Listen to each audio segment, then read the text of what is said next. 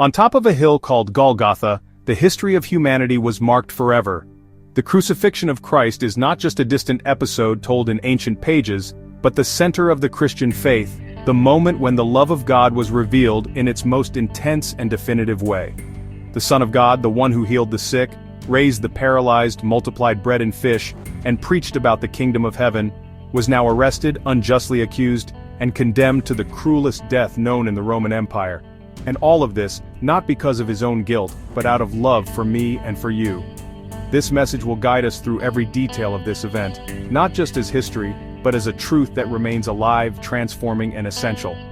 Stay with me until the end, because this word can completely change the way you see who Jesus is and what he did for you. And let me ask you right now, like this video, share it, and subscribe to the channel so that this word can reach even more people who need to hear about salvation. From the very beginning, the scene of the crucifixion was shaped by injustice and conspiracy. Jesus was betrayed by one of his disciples, Judas Iscariot, who handed him over for 30 pieces of silver. That kiss in the Garden of Gethsemane was not just a sign of identification, but a symbol of the weight of human sin. Arrested like a criminal, he was dragged from trial to trial, from the Sanhedrin to the Roman governor Pilate, and even to Herod. In all those trials, they found no guilt in him. Pilate even declared, "I find no basis for a charge against this man," and yet, pressured by the crowd and the religious leaders, he gave in and handed Jesus over to be crucified. This is the first mark of the cross. Injustice endured in silence, so that the justice of God might be revealed to the world. Before even reaching the wooden beams, Christ endured tortures beyond imagination. He was scourged by Roman soldiers who used whips embedded with bone and metal, tearing open his back. With every strike, his skin broke, and the blood flowed like a river that was beginning to wash away the sins of humanity. They placed on his head a crown of thorns, mocking his kingship, and dressed him in a purple robe, sneering at him as the so-called King of the Jews. In that courtyard, Jesus was already carrying the weight of shame, humiliation, and pain that belonged to us. The punishment that brought us peace was upon him, and by his stripes we are healed, just as Isaiah 53 declares. Every lash, every insult, every drop of blood was part of an eternal purpose. After the torture, the soldiers laid the wooden cross on his shoulders. It was a heavy burden, not only in the physical sense, but because that cross represented the sins of all humanity, from every age. Walking through the narrow streets of Jerusalem, on what we call the Way of the Cross, Jesus stumbled and fell, weakened and exhausted from the loss of blood. The crowd followed, some crying, some mocking, and others watching silently, not understanding what was happening.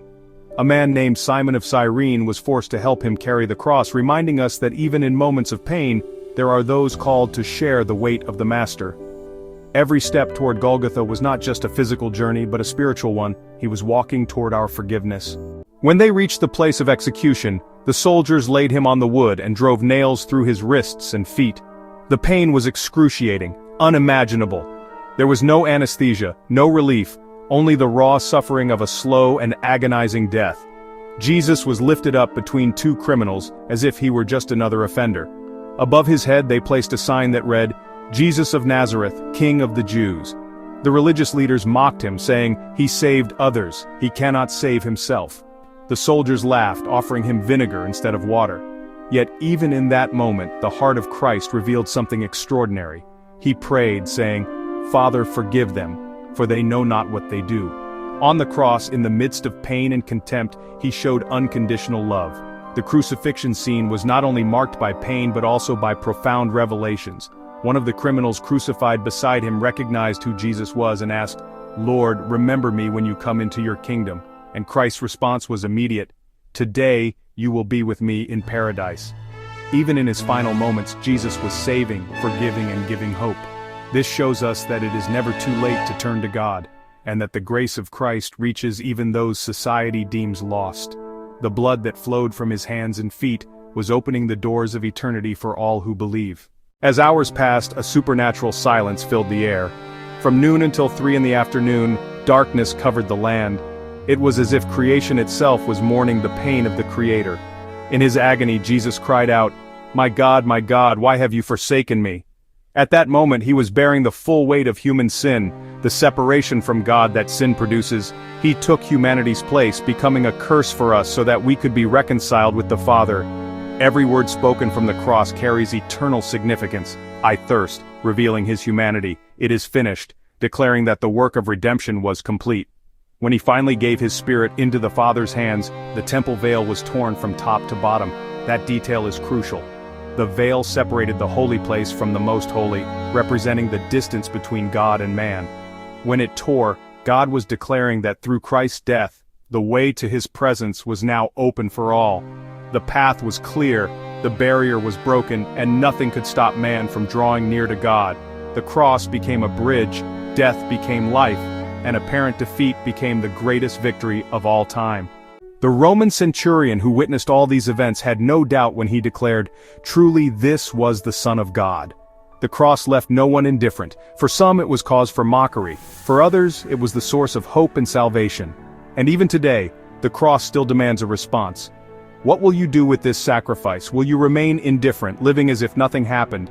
Or will you recognize that there, on that wood, Jesus was taking your place?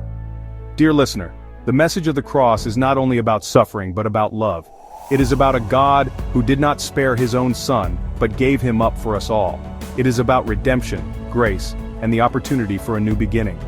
Maybe you are hearing this message while carrying guilt, wounds, or sins that feel unbearable. Know this. On the cross, Jesus already carried it all. The blood he shed is enough to cleanse every sin and to restore any life.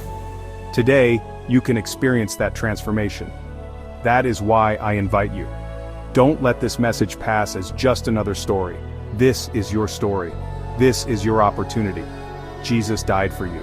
Receive this truth in your heart, give your life to him, and experience the peace that only the Savior can give. If this message has touched your life, share this video, leave your like, and subscribe to the channel. That way, more people will hear about the sacrifice that changed the world and continues to change lives to this day.